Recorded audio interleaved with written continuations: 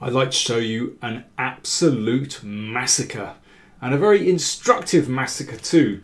It's Magnus Carlsen against Vladislav Kovalev. This was played in round 10 of the Tata Steel Masters. Carlsen starting to get going in the tournament. Kovalev, I'm afraid he's suffering a bit. He's at the bottom of the tournament table. So this was a big opportunity for Carlsen to really get going. So it's a solid Queen's Gambit. Bishop g5. And here, h6, normal move. And normally white drops the bishop to h4 or takes on f6. Carlsen just nudged the bishop back to f4. Now that is rather unusual and very tricky. So basically we've transposed back into a normal bishop f4 variation, but with the inclusion of h6. Now there are a lot of quite sharp variations in the bishop f4 line where white castles queenside. Now it could sometimes be an advantage for white to have the pawn on h6 so that after you ram the g-pawn up the board, you can crack open the g-file. In other lines, that pawn on h6 might be advantageous for black. But the point is, it makes Kovalev think for himself. And he started to consume quite a lot of time. Well, he played the normal move c5. You could play knight d7 there. You know, there are, you could play b6. There are lots of moves available, but he went for, you know, one of the main moves, c5, attacking white's center, which was taken. Carlsen moving very fluently, and Kovalev consuming quite a lot of time in playing these pretty normal moves. Queen c2. So it's an absolutely standard position, but with the inclusion of that move h6. Now, normally black would play queen a5 here, but then after castles queenside here, you've got to watch out for that g4, g5. So Kovalev didn't want to risk it. Incidentally, Dubov played this recently with white at in Moscow and at the Satov, and it went queen a5, rook a2, and that really was a bit crazy. But just the fact that Dubov played this same line, I just wonder if he and Magnus had been analysing this together. That's just a thought. Anyway, Kovalev was a bit spooked by these potential queenside casting lines and played knight h5, which seeks to use that pawn move h6 in a constructive way, because there's the g5 square isn't available for, let's say, knight g5 or bishop g5. So he wants to grab that bishop. So Carlsen just knocked it back. This all looks very sensible for black. The problem is, well, we'll see what the problem is in a second. And now he took on c4 because he didn't want his d-pawn to be isolated. And Carlsen recaptured. And now the bishop dropped back to e7. Now it's true that the bishop is a little bit exposed on c5, so I think that's an understandable move. And it also prevents the bishop coming to h4, running away. He obviously didn't want to capture too early because that could potentially leave white with some attack down the h-file. And now Magnus's next move, I suspect, came as a little bit of a rude awakening. Bishop a2. Well, what's all that about? Aha. It looks like it's going to just come behind the queen and attack on this diagonal. And then you can see, well, was it so wise to move that knight away from f6? Black's other problem here is, how do you develop the queen side? It's not easy. That bishop can come to d7, but then, well, rook d1 is a bit uncomfortable. So the fact that black can't easily bring his pieces into play and cover on the king side makes life just very uncomfortable. So a6, again after some thought, rook d1. Let's get the rook out of the way first, and then we'll drop the bishop to b1. So the rook is in play and the bishop drops to this weakened diagonal. Already just a bit unpleasant for black. Kovalev thought for 5 minutes here, and he came up with pawn to f5. He probably should go g6. Now, whatever you play here, g6 or f5, it's going to be dangerous. You can see that black's pawn front here is just a little bit sensitive. What could white play here? Well, there's knight h4.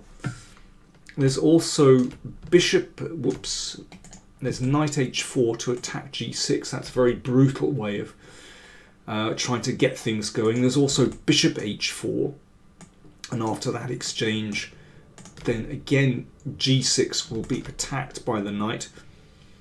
So it's not easy, and all the while black can't develop because that rook controls the d7 square. It's a tricky position for black. Nevertheless, this is what Kovalev had to try. Instead, he played f5, and he was soon to regret this move. So he took that bishop. Notice Carlsen's king absolutely rock solid behind those beautiful pawns. Bishop f6. And now we're going to see the problem with f5. And e4 just starts to break open that diagonal. Not just this diagonal, but this diagonal is also weakened. You can see that pawn there is not particularly strong. And now this is just painful for black. Well, in for a penny, in for a pound. Kovalev took here and grabbed the pawn on a3. Well, if he's going to suffer, he obviously thought, well, I may as well have a pawn and suffer rather than just equal material. Carlsen exchanged and played rook e1. Well, every picture tells a story. You can see every single one of white's pieces in play, whereas black's forces, well, dare I say it, split rooks. They're not connected because that bishop can't enter the game, and these diagonals are weakened. So the queen rushes back. Well, I say rushes, edges back. And now g4. It's a very mechanical way of playing, but Carlsen just wants to hit at f5 and get that queen in. Queen c7 and knight h4. 1, 2, 3, 4 pieces hitting f5. It's about to cave in. And after g5, well, golly, this is desperate for black already. Absolutely desperate. The pawns advancing in front of black's king. It just looks like a vacuum that is going to... White's pieces are just going to enter that vacuum in front of black's king. Carlsen said afterwards he considered knight g6 here, and a funny variation after this, rook e8 check, king g7. He thought this was probably very, very good for white, but he just thought, it's a kind of non-standard position, you know, don't know, I might have to work hard. He had something much simpler than this. In fact, his judgment was absolutely right. After this, it's still not so clear. Well, I won't go into detail, but after this, black can actually force an endgame, and yeah, there's still some work to do in that position, basically. So absolutely typical Carlsen. He played a practical move. He could see that this is simply very, very good for white without any complications. So, well, let's just see what happens if black makes a standard move here. Black obviously wants to bring that rook into the game. But watch what happens. Pawn to f6. It's not complicated. The queen wants to break in. So that pawn has to be taken. And now the rook comes in. And if rook f8, the rook just comes back and attacks here. No defense. And if king f7, well, we've seen this 1,000 times in kingside attacks where the queen on c7 gets skewered along the 7th rank. So let's come back here. So after this recapture, black blocked the pawn on f6. So rook e6, that's a beautiful outpost for that rook, and obviously if that's exchanged by the rook, then that will open up this diagonal again. So rook f8 to try and hold that blockading rook. Carlsen exchanged and played bishop a2 check. And now it's just a case of getting his queen into the game. It reminds me of Firuzja's game against Artemiev earlier in the tournament. Really, really similar actually, with queen, bishop and rook attacking a king on this side of the board against queen, rook and knight. Very similar. So he just wants to play, for example, queen d5 and try to get in here. That wouldn't be bad. So knight e5. So the knight wants to block on f7. So queen e4. At this stage, Carlsen was just playing incredibly quickly. Kovalev was short of time, and really such positions, well, objectively they must be lost, but yeah, short of time it's completely impossible. So this bishop is probably going to lock itself on e6, and then white will continue breaking through. But rook d6 played. Queen b4, pinning.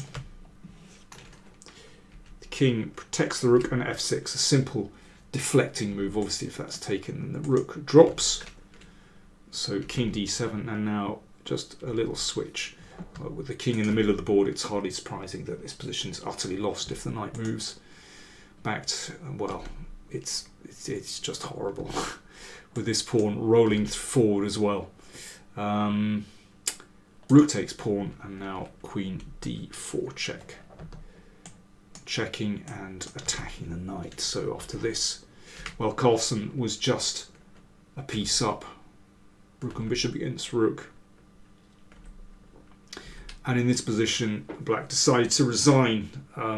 He could play on a little bit, but it's basically hopeless. Well, what an absolute crush. Carlsen is really starting to motor now. His opponent today, Kovalev, obviously really demoralised. He's at the bottom of the tournament. And this was kind of revenge for Magnus, because they played in the Isle of Man.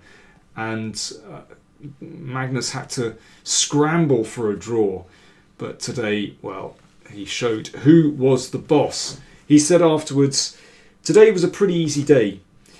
And in talking about this idea with bishop f4, he said, it forces him to think on his own, and it served its purpose. Yeah, very matter of fact. So, Carlsen, with just 3 rounds to go, is right back at the top. It's going to be a fantastic finish.